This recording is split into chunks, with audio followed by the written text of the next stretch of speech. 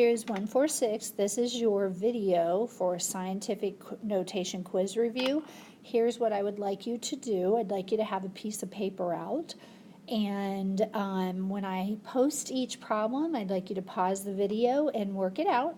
Then watch my video and make sure you understand how to do the problem and make sure your answer is correct.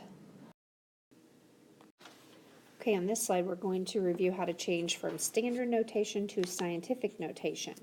So in the first example you have to find your decimal, and the decimal would be behind the number. So we have 325 million, the decimal's in the back.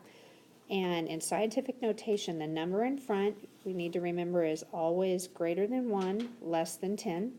So if I move the decimal so that I have a number between 1 and 10, we would move it to between the 3 and the 2.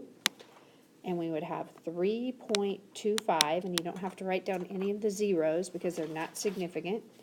You always write times 10, and then you count how far did the decimal actually move. So if we count how far the decimal moved, we moved 1, 2, 3, 4, 5, 6, 7, 8 places to the left. So my answer is 3.25 times 10 to the 8th power.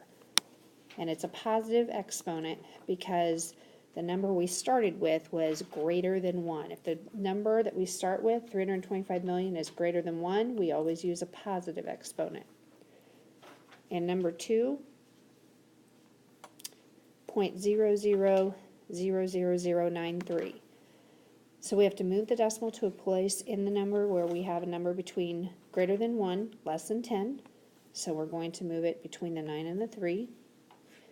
And we get 9.3, and again we're going to count how far did the decimal move. When we count how far the decimal moved, we went 1, 2, 3, 4, 5, 6 places to the right, so it's times -6. And it's negative because we went the opposite direction. The other way to remember that is the number that we started with, 0.00000093, is less than 1. If it's less than 1, you're going to use a negative exponent.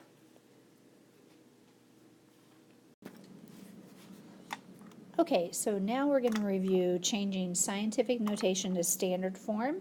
So pause the video and work these two problems out, and then come back and I will go over them. Alright, so for problem number 1, to go to standard form, because my exponent is positive, that means I'm going to go right with my decimal. So I'm going to go 1, 2, 3, 4, 5, 6. And of course, in all those empty spots, I'm going to put zeros. So I have 7, 1, 2, 3, and then 3 zeros. Okay, and we need to make sure that we put commas in. So it's 7,123,000. And you need to make sure that you make those commas and not periods. If I question your decimals and your commas, then of course I have to count it wrong. On number 2, because it's a negative exponent, that means I go left with my decimal. So I go 1, 2, and my answer is 0.0619603. I cannot leave any of those digits out. Make sure you make your decimal very clear. If there is no decimal, I have to count it wrong. Okay, so now we're going to practice correcting scientific notation. So these two problems on this page, I want you to stop and pause the video and go ahead and write them in correct scientific notation.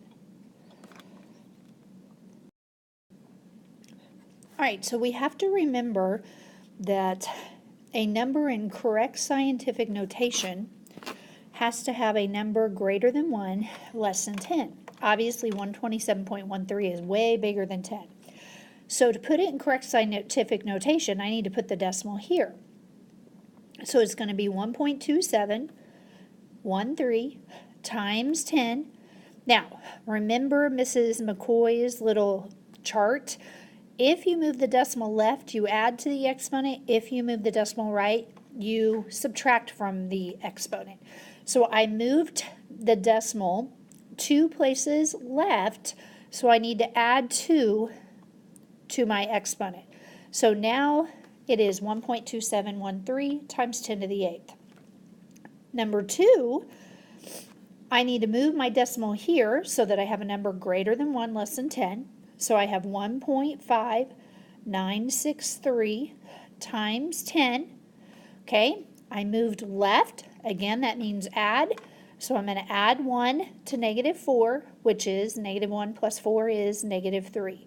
So my answer is 1.5963 times 10 to the -3rd. Okay, we're going to review how to multiply numbers in scientific notation. So our first example is 4.23 times 10 to the 4th times 1.4 times 10 to the 3rd. When you're multiplying numbers in scientific notation, there's really 2 steps to it. The first step you're going to do is you're going to take the numbers in front, the 4.23 and the 1.4, and you're going to actually multiply them. When you multiply 4.23 times 1.4, we get 5.922, and then times 10, and what we're going to do with the exponents when we multiply is we're going to actually add them. So if I take 10 to the 4th times 10 to the 3rd and we add the exponents, we get 10 to the 7th. So my answer to this problem is 5.922 times 10 to the 7th. All right, in example number 2, we have 6.38 times 10 to the -4th times 7.2 times 10 to the -6. We're going to do the same process. We're going to take the first 2 numbers and we're going to multiply them. We're going to take 6.38 times 7.2. When we multiply those 2 numbers, we get 45.936 times 10. Now, if we look at the exponents, 10 to the -4th and 10 to the 10 to the +6, if you add those, -4 plus 6 is 2. So we have times 10 to the 2nd. Now, we can't leave our answer in this one like this because we have a problem. The number out front is actually bigger than 10 and it can't be. So we have to actually move the decimal so that we have a number between 1 and 10 in our answer. So we're going to make this 4.5936 times 10 instead of to the 2nd. Since we went 1 more to the left, we're going to make it times 10 to the 3rd now. All right, now we're going to review dividing in scientific notation. It's just like multiplication, but now what we're going to do is we're going to divide instead. So the numbers out front, 9.4 and 2, we're going to divide those. So 9.4 divided by 2 is 4.7 times 10. Instead of adding your exponents this time, we're going to subtract them because it's division. And we get 4.7 times 10 to the 4th. Problem number 2. If we have 6.36, number 2, try this problem by yourself, pause the video, and then come back and we'll see if you are doing this correctly. Alright, so the first thing you should have done was you should have taken 6.36 and you should have divided by 3.2. And when you do that math, you get 1.9875 times 10, and then when we subtract our exponents, you got to be careful here because we have a negative. 7 minus -5 is 12. So my final answer is 1.9875 times 10 to the 12th. Alright, so when we add in scientific notation, which is next, you have to make sure that your exponents are the same before you actually do the problem. So right now they're different. We have 10 to the 4th and 10 to the 2nd. So the first thing we're going to do is make them the same exponent, and you always want to go to the highest exponent.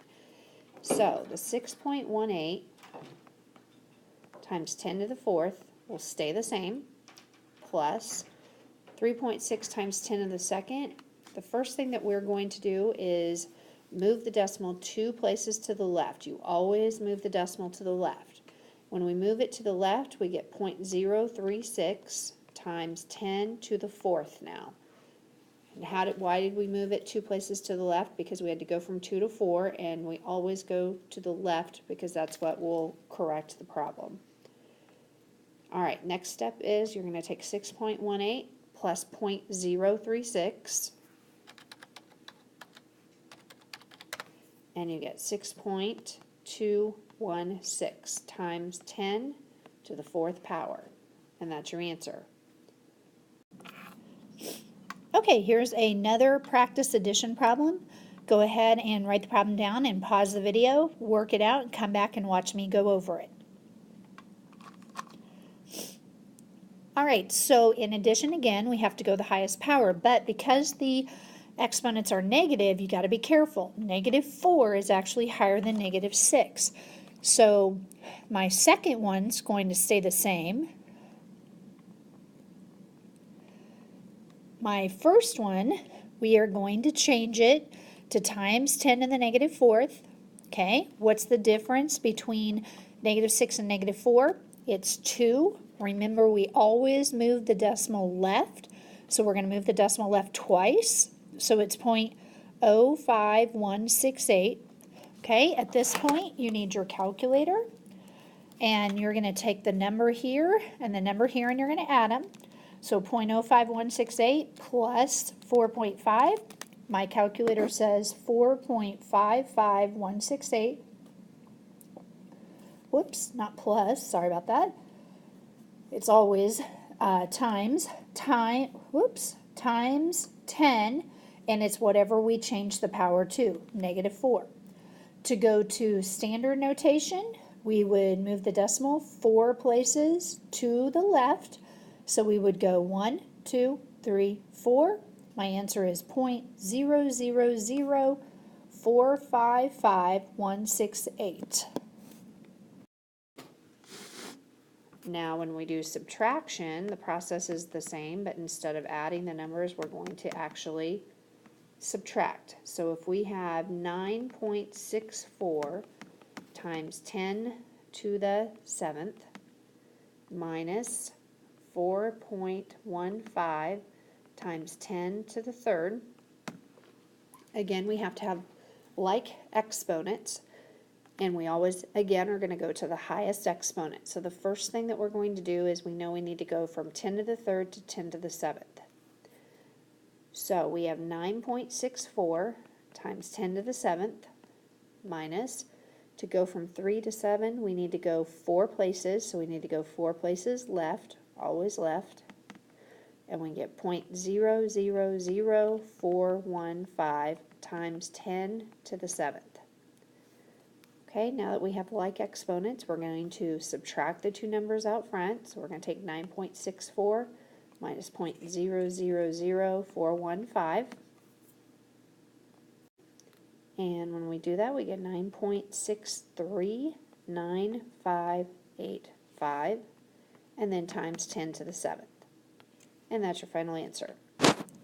Now, don't forget to put it in standard notation also. So when we move the decimal to the right 7 places, 1, 2, 3, 4, 5, 6, 7, my final answer is 6395585, and then I need to add 1 0. And you need to be careful, you can't leave out any of those digits.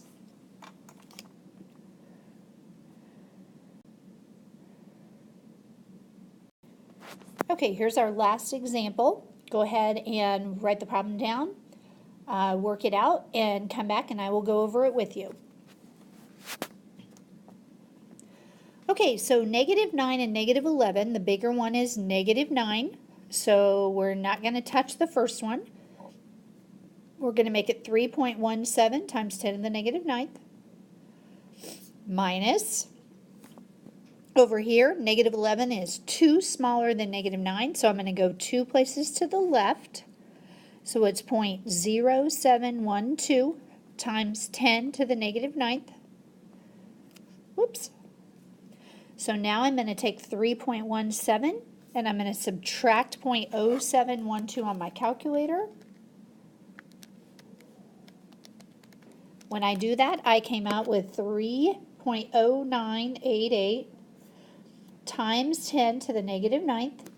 And in standard notation, I would move my decimal to the left 9 times, which means I would need 8 zeros. Make sure you put your decimal so I can see it.